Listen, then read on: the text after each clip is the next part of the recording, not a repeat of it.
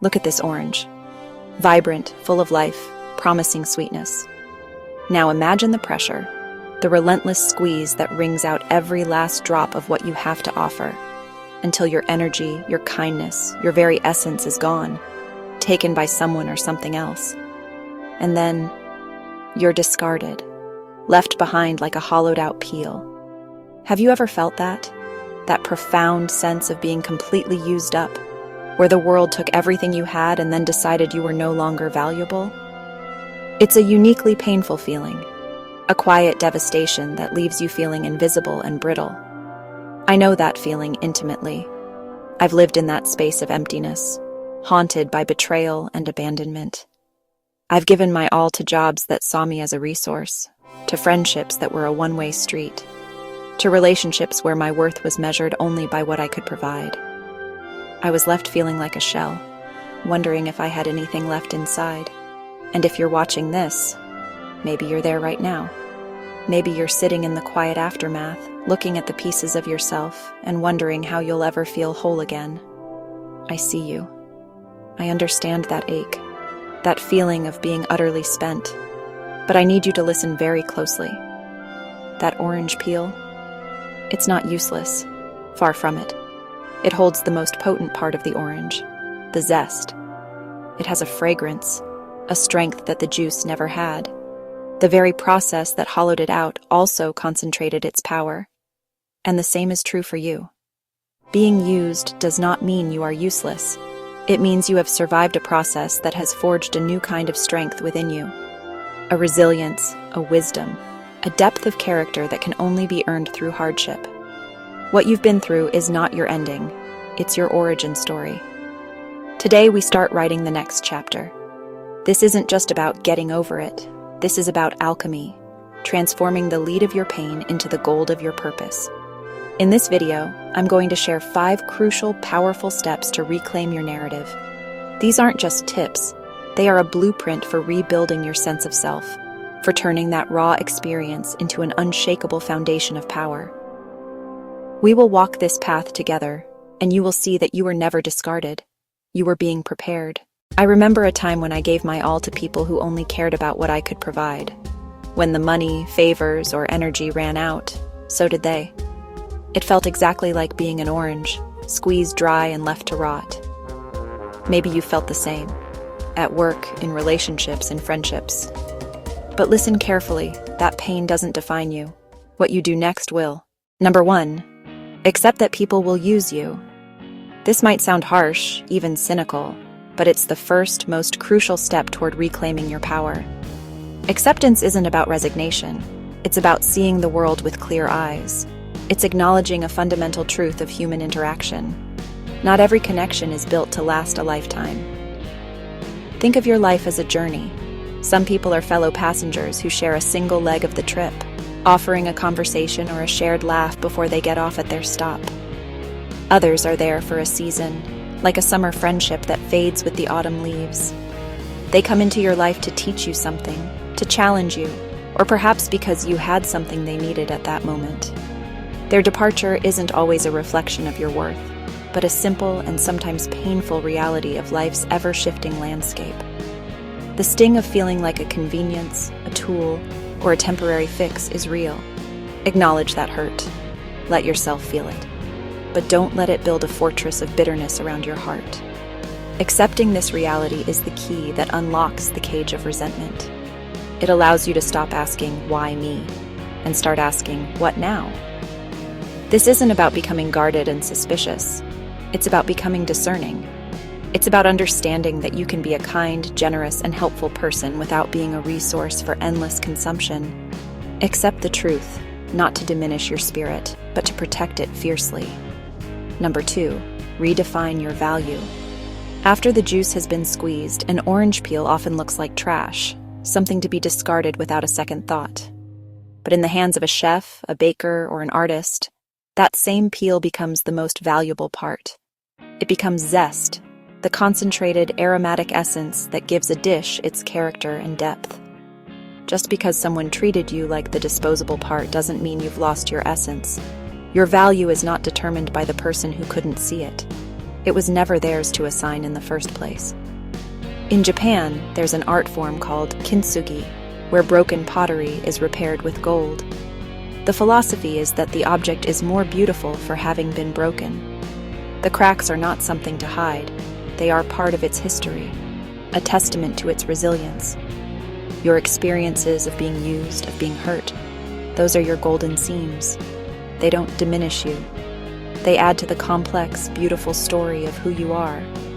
So, rediscover your zest. Take out a pen and paper right now. Write down 3 skills you possess, 2 acts of kindness you've performed, and 1 thing you love about your own mind. This isn't an exercise in ego. It's an act of remembering. Your value isn't destroyed by rejection. It simply needs to be reclaimed by its rightful owner, you. Number 3, set boundaries. A kind heart should not be an open-door policy for exploitation. Being a good person does not mean saying yes to everything and everyone. In fact, the kindest thing you can do for yourself and others is to be clear about your limits. Think of your energy, your time, and your emotional well-being as a beautiful private garden. Boundaries are not walls to keep everyone out. They are the fence you build to protect what's growing inside.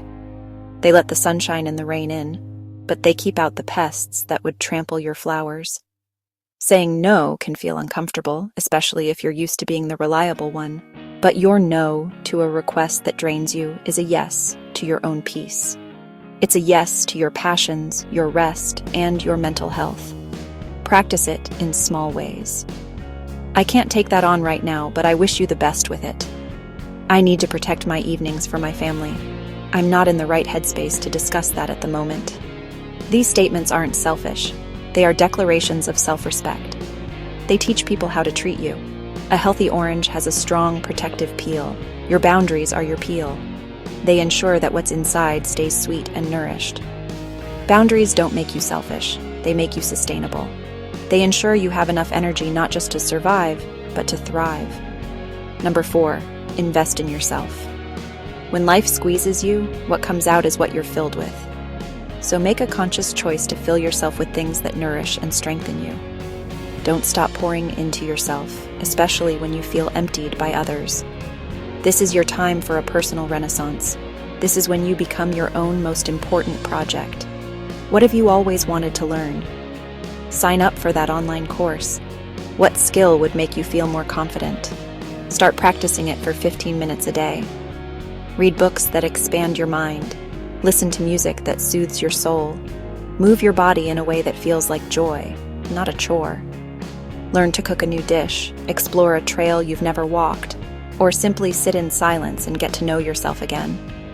This isn't about distraction, it's about construction. You are building a richer, more resilient inner world. Sometimes rejection is simply redirection in disguise. The job you didn't get, the relationship that ended, perhaps they weren't closing a door, but rather clearing a path. A path that leads you back to yourself, pushing you to develop the parts of you that were being neglected.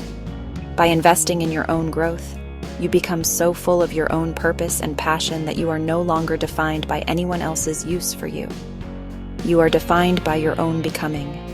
And finally, number 5, connect with people who pour back. Not everyone in the world is a taker. Your past experiences might make you feel that way, but it's not the truth. The world is also full of gardeners, nurturers, and builders. Your task is to find them. A reciprocal relationship isn't a transaction, it's a shared current of energy. It feels like sunshine. You leave conversations feeling energized, seen, and valued, not drained, anxious, or questioning your worth. Where do you find these people? You often find them when you're on the path of investing in yourself. In the pottery class, the book club, the hiking group, the volunteer organization. You find them when you are actively engaged in your own life and passions. You attract what you are. As you become a person who is full, vibrant, and self-respecting, you will naturally gravitate towards others who embody that same energy. This is your tribe. Think of it this way. You are not a single orange, sitting alone on a counter waiting to be used. You are a tree in a thriving orchard. When you connect with the right people, you create a shared root system of support. You weather storms together, you share the sunlight, and you draw strength from one another. You are part of a community that celebrates your fruit, and when you connect with that tribe, you'll never feel like an empty orange again. So yes, life may have used you like an orange.